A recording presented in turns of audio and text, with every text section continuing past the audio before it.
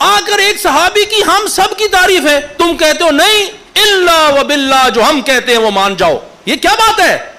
یہ لبرلزم ہے، یہ ڈکٹیٹرشپ ہے.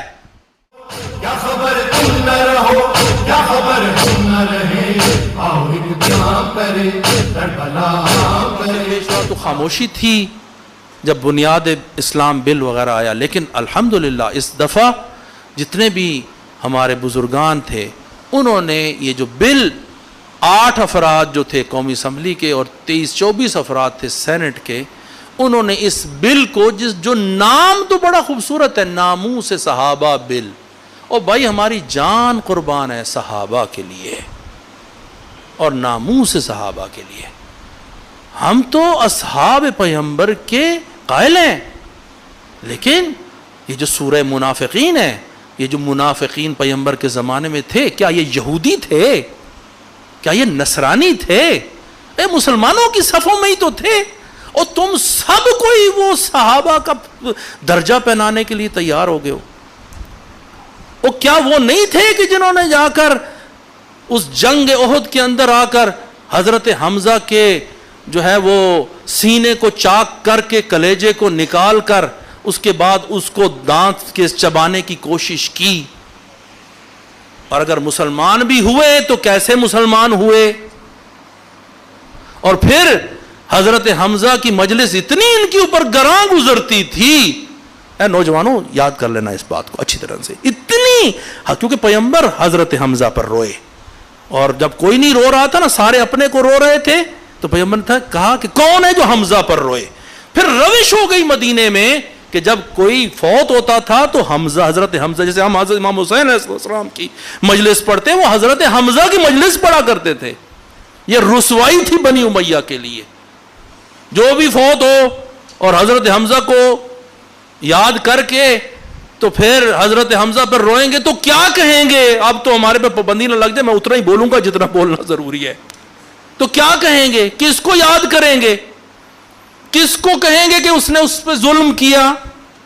صورتحال یہ ہو گئی تھی کہ انہوں نے جہاں پر قبور شہداء احد ہے وہاں سے نہر نکالنے کی کوشش کی تاکہ حضرت حمزہ کی قبر ہی نہ بچے.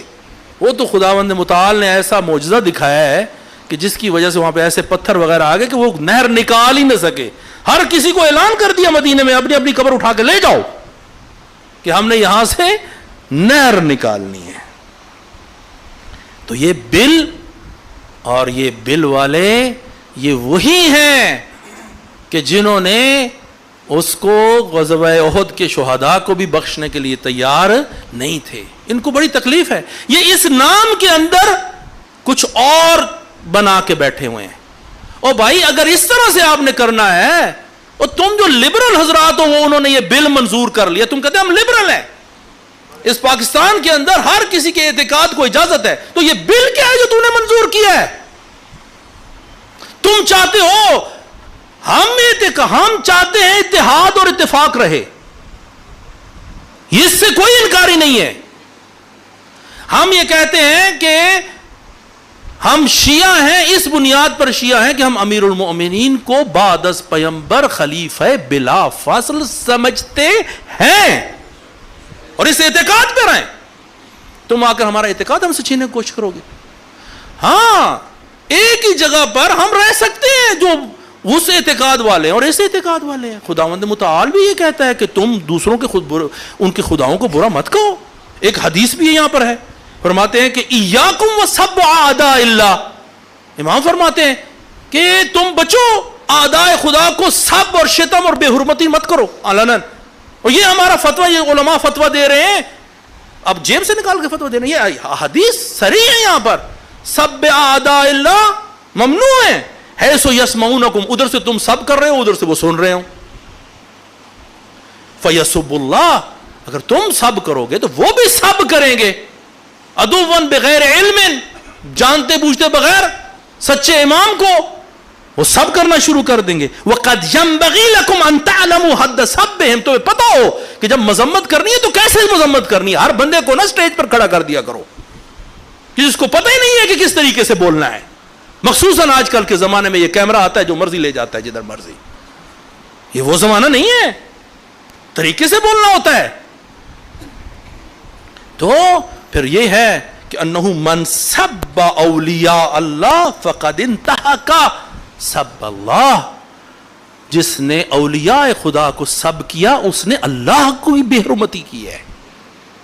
اولیاء اس کو احتیاط سے, یہ اس کے ہم قائل ہیں.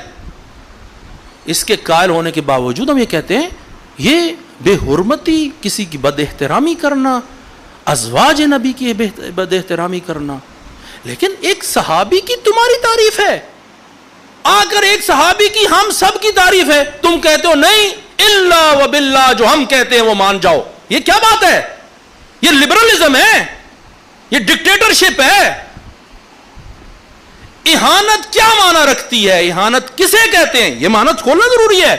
اگر میں یہاں پر آ کر تاریخی حقائق بیان کروں, حتیٰ ایک مولوی نے تو یہ بھی کہہ دیا تھا کہ جو اشہد ان علی ولی اللہ اذان میں کہہ رہا ہے یہ گالی دے رہا ہے فلاں کو. اب اہانت کا معنی یہ کرنا شروع کر دیں گے, یعنی جو اشہد ان علی ولی اللہ کہے گا اذان کے اندر تو کچھ سمجھنا کر پرچہ درج ہو جائے گا کہ ہاں جی یہ اس نے اہانت کر دی ہے.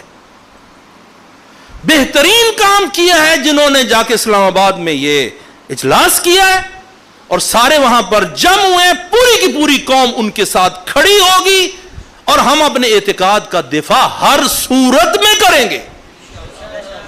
کسی صورت میں کوئی ادارہ نہیں چھوڑیں گے. اگر اس مملکت میں ہم نہیں رہ سکتے تو تمہیں بھی نہیں رہنے دیں گے. یہ نہیں ہو سکتا کہ اس مملکت کے اندر ہمارے بنیادی ہم ہیں پاکستان کو بنانے والے,